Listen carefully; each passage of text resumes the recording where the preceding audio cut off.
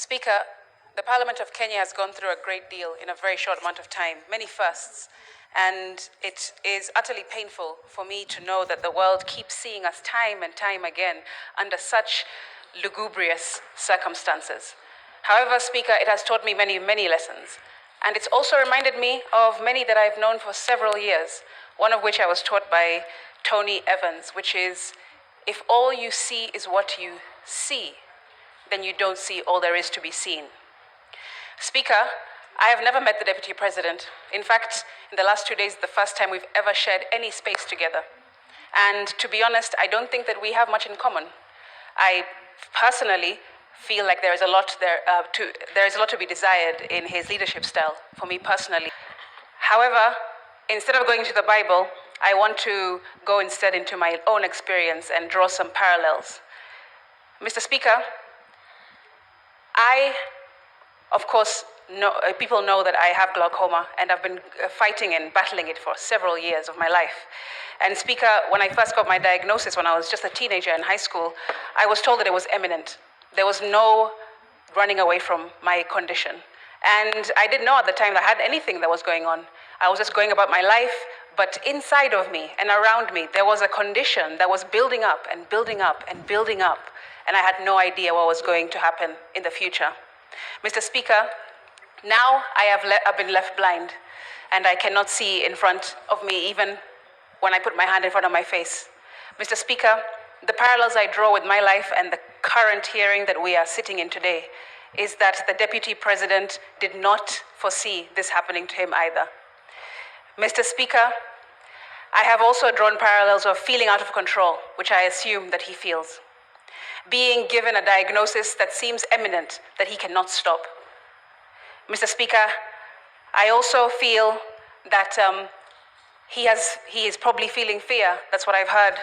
Mr. Speaker, feeling betrayed, feeling angry. And I felt all those feelings because of a situation that I can draw parallels with in this hearing.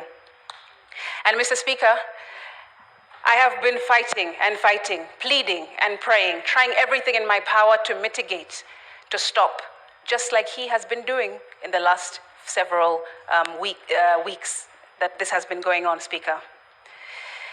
And it's funny that it's Blindness Awareness Month this month in October, because there are many lessons, like I said, that I have learned, and I wish that the public will also take from this experience. Mr. Speaker, I hope that the public understands that when they have their back to the wall, when they've been in any kind of battle, even when they feel isolated, there is something called golfer's elbow, which I learned. Golfer's elbow is the idea that, or is a condition that golfers usually have when they hold onto the grip of their club too tight for a long period of time, and they end up injuring their wrist all the way up to their elbow because they're holding on too tight to an outcome, too tightly. And I've learned that sometimes you just have to let that go. And I hope that the public can take that away from this situation. Mr. Speaker, we must move away from hegemony, the idea of being dominated by one group or a person or a company or a state, because we are a democratic republic, and we need to move away from such ideology, such utterances, such behavior, Mr. Speaker.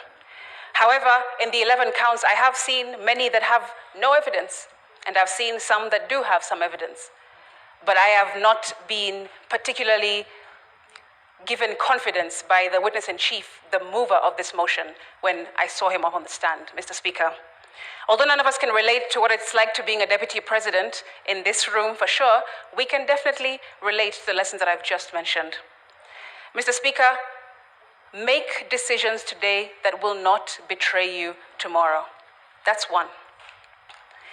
I also want to share that even though you're in a battle, whatever that might be, financial, personal, medical, whatever it is that you're going through at the moment, and you feel like your back is on the wall and everything, all the odds are against you, remember that it gets better.